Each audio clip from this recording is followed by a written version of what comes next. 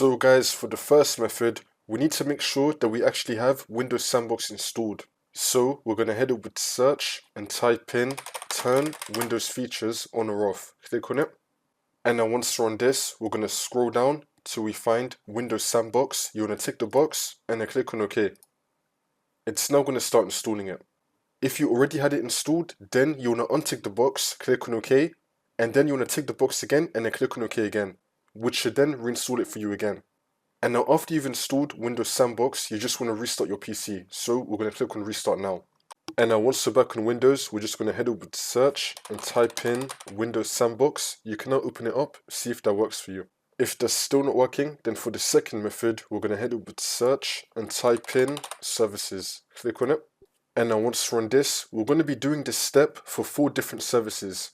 So for the first one, it's going to be Container Manager Service. So we're just going to scroll down till we find Container Manager Service, double click on it. Make sure that you have the startup type on automatic and then click on Start, which will now make the service status running, and then click on OK. For the next one, we're going to find Hyper-V Host Compute Service. We're going to scroll down till we find Hyper-V Host Compute Service, double click on it, and then do the same thing, startup type, automatic, and then click on Start, which will now make the service status running, and then click on OK. The next one is going to be Network Virtualization Service. We're going to scroll down till we find Network Virtualization Service, double click on it, startup type, automatic, and then click on Start, which will now make the service status running, and then click on OK.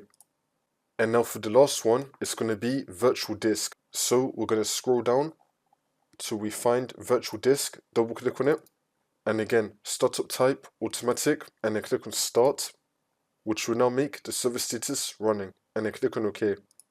And now after you do all of that, you just want to restart your computer, and then this should now fix your problem.